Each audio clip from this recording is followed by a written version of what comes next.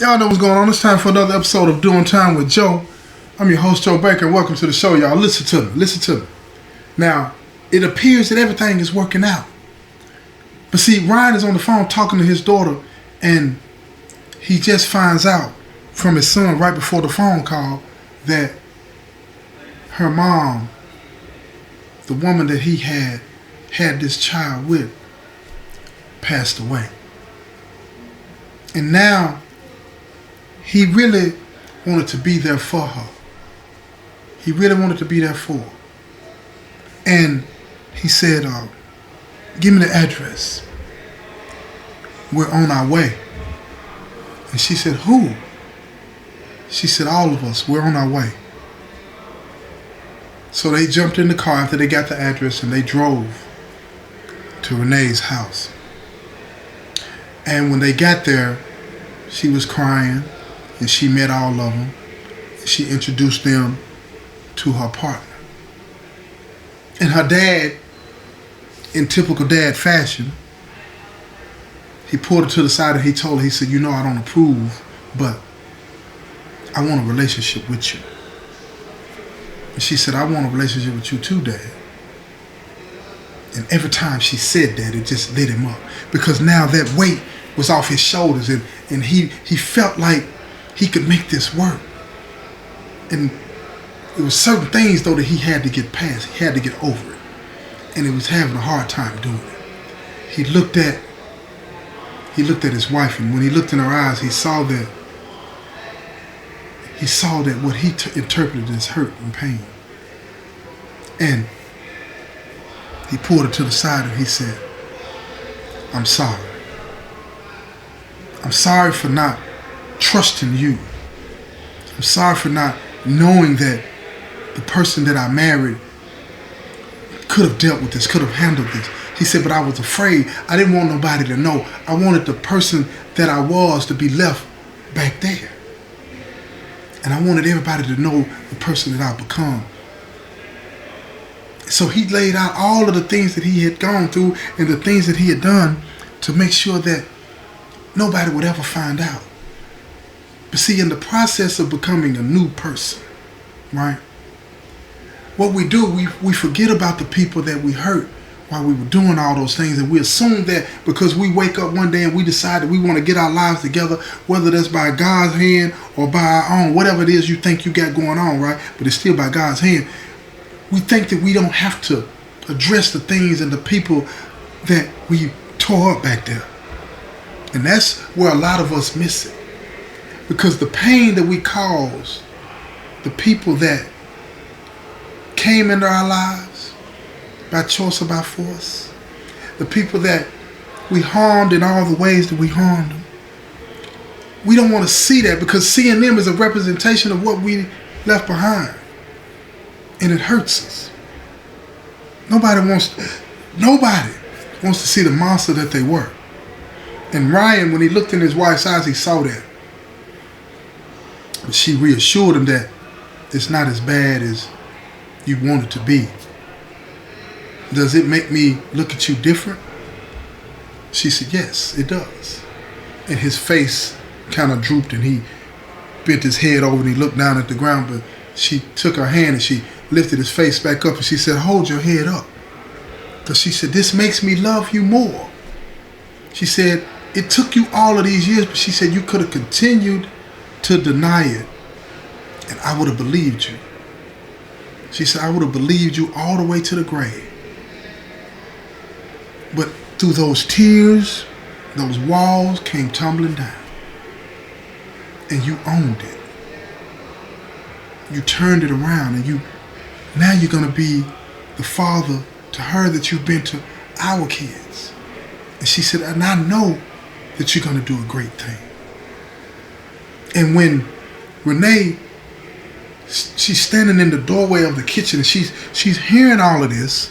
She's hearing all of these things that they're saying, and she starts to cry and she walks towards both of them because now she's all alone. Her mother's gone. She walks towards them and she hugs both of them and she says, I've been waiting on this day for a long time. And he said he had to. He said, I didn't know how this was going to happen, but I knew one day I was going to have to face this. And he said, I'm so sorry that it has to be under these circumstances. He said, but let me tell you something about your mama. Your mama was a good woman. I used her, and she still loved me. All the way up until I abandoned her. He said, I even beat her. Yeah. And his wife looked at him like she just couldn't believe it. He said, yes, I was young and I was so afraid. I wanted her to have a miscarriage. And with his hand on Renee's jaw, he's looking at it. He said, I'm so glad that didn't happen. I'm so glad that didn't happen. And every now and then I would drop in and I would visit your mom and I would deny you. And after you were born, a little bit after that, I got in trouble. And the first person that I called was your mom. And she came and bailed me out of jail. And I left. And it was shortly after that, we took a paternity test. And I knew you were my daughter. I've been paying child support all these years. I knew. But I couldn't face it because I had treated her so bad. And she still loved me. And his wife standing right by his side. She's squeezing and holding his hand because she knows that it's hurting him. She looks down and she can see his legs shaking. They knew this was hard for him, but he had to get it out. And they couldn't make it any easier for him. You see, it don't always turn out like that. See, a lot of people don't get that reassurance when they're coming clean about something that they are ashamed about. Most people have to get it rough, rugged, and raw. Most people that were hurt by that pain of another person and mistreated or used and abused, they want that person to suffer. But I'm here to tell you, the only thing you get out of wanting somebody else to suffer is your own suffering. I know that may not make sense, but think about it. What are you missing out on by waiting on another person to suffer? You're missing out on life. Because that other person, like Ryan, went on with his life. Yeah, he had some internal things going on with it, but he went on to build a successful business, become a pillar of the community, and all of those types of things. Now, don't get me wrong, Renee's mother wasn't waiting around for him to suffer, but what I'm saying is some of us do that. Some of us sit around and we want the person that hurt us to hurt equally as bad, or if not worse. But that person may be going on with their life, trying to do the right thing, but finding it hard to do because they don't want to face who they used to be.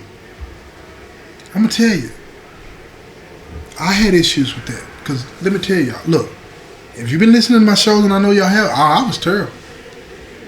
I was terrible. And as I look back on the person that I was, it's hard some days. It's hard some days. That's why sometimes you hear me telling these stories and giving you these shows. I break down because I just can't believe that I was that bad of a person. Lying to myself. Trying to tell myself that I wasn't this weird, odd, silly, evil, wicked person. Wicked. See, that's what pain will do to you. When you hurt, you want everybody else to hurt. You don't even realize that you're doing it. And if you do realize you're doing it, then you do it anyway. If you're that hurt. I don't want y'all to be like that. I don't want y'all to follow what I've done. Listening, you know what I'm saying, to my stories. I want you to understand these stories are meant to deter you. Are meant to make you understand that this is not what you should want. I don't want you to follow Ryan's lead. If there's something going on with you, slow walk it out. Find somebody that you can trust to tell. Somebody. And if you can't find anybody, go in the mirror in the restroom in your bathroom and talk to yourself. Tell yourself. And one day you will have the courage to tell somebody else. And if you need to cry, cry. That helps those walls come tumbling down. The same way that they did for Ryan. And then one day you'll find somebody that you can trust. Because if you don't have people in your life that you can trust to open up to about something that you are afraid to talk about, you might need to be questioning who you got around you. I get it. You're never sure until you know. You're never sure until you know. So you got to figure it out. Because it's scary. Because nobody wants to be alone.